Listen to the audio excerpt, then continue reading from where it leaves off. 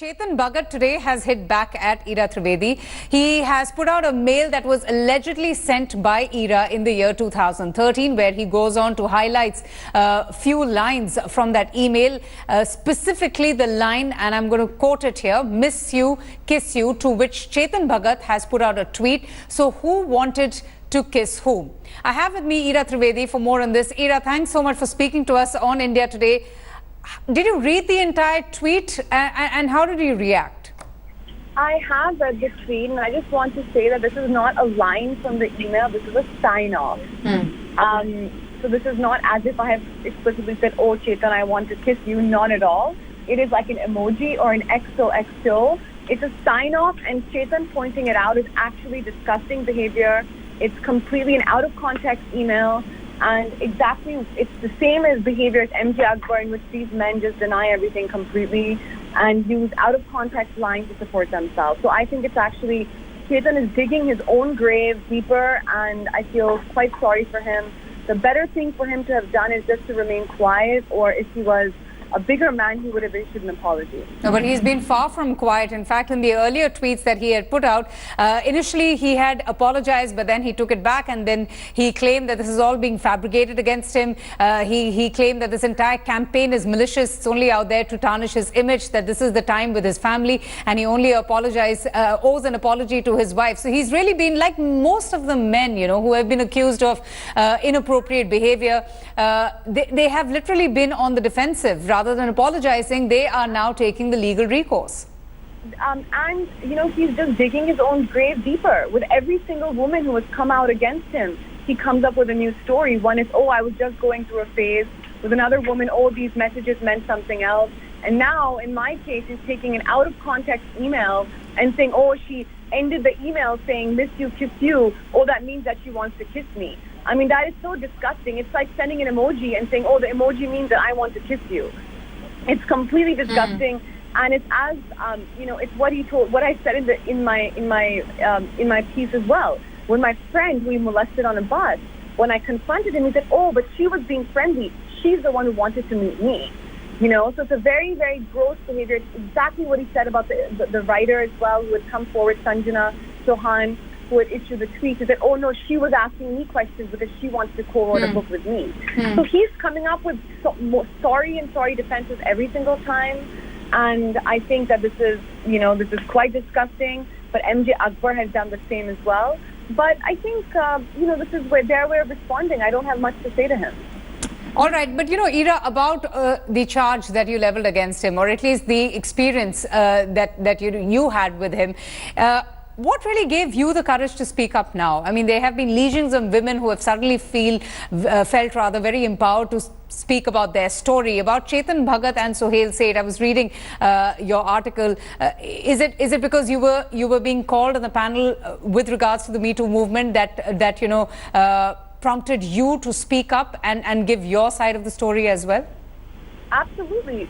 The Me Too movement is about women having the courage to come forward and speak up.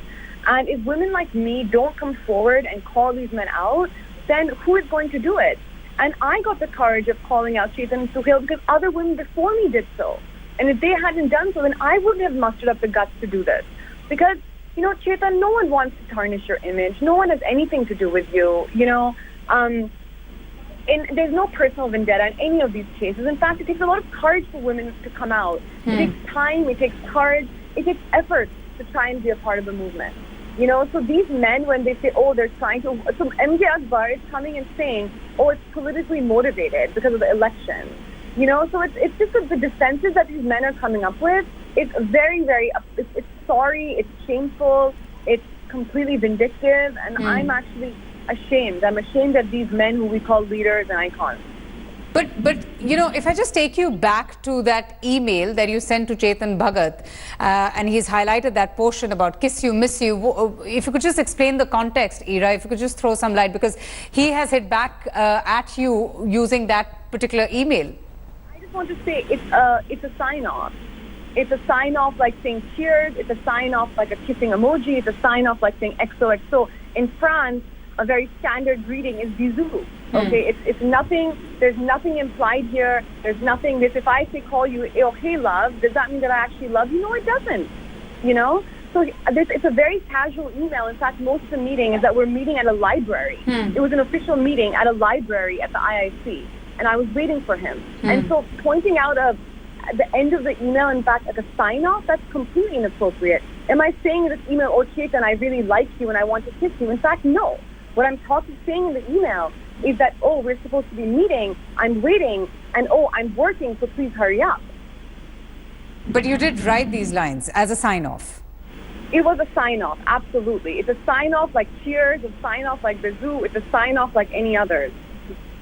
Right, but Ira, don't you think, Chetan or any other person would use that now to hit back at somebody, any complainant for that matter, who is accusing them of inappropriate behavior or, if you take it in the sexual context?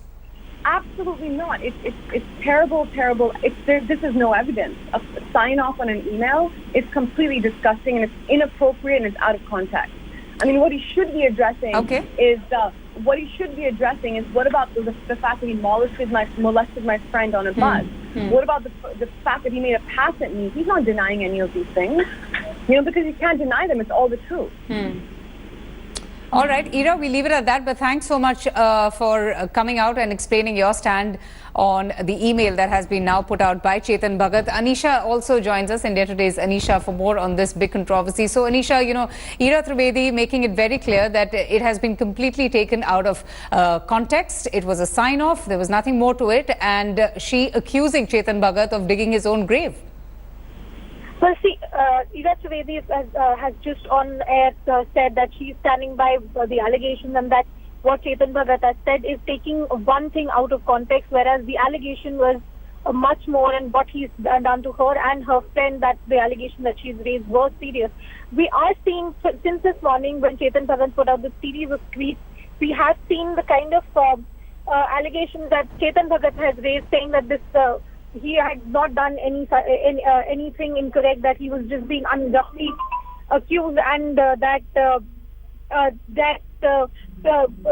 he's facing abuse. Now, this is the kind of allegation and behavior we're seeing from a lot of people who've been named and shamed in open forum by the women who so far kept quiet in this Me Too movement. And we are seeing that even MJ Akbar, who was formerly an editor and is now a senior minister, has said that has threatened to take legal action against the women who named him. We are, of course, seeing this as a backlash against the women who've come out and named people in powerful positions, and the entire Me Too movement in India is at a very crucial stage right now. How many women will choose to stand by the allegations that they have raised, and how many men will actually admit to what they had done, or at least realize that what they had done at that time was correct and it was incorrect and inappropriate, and how many men choose to, like Chetan Bhagat has done, justify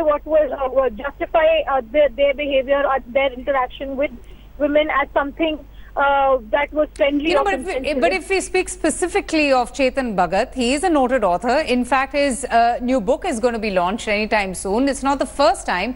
This is perhaps, if I'm not mistaken, the second time that he has been accused of sexual harassment, misbehavior, inappropriate behavior. And, Chetan Bhagat first issuing that very heartfelt apology and then going on the defensive.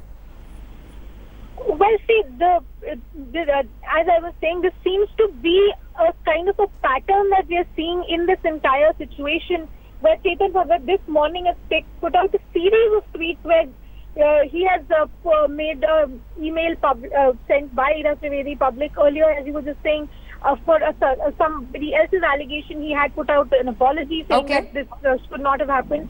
But today he has said that there are baseless and twisted attacks coming at him, and he's being abused, and this movement is turning into blindly supporting a particular gender, and biases are coming in. So we are seeing this kind of backlash coming from Chetan Bhagat, from other men also who have been named.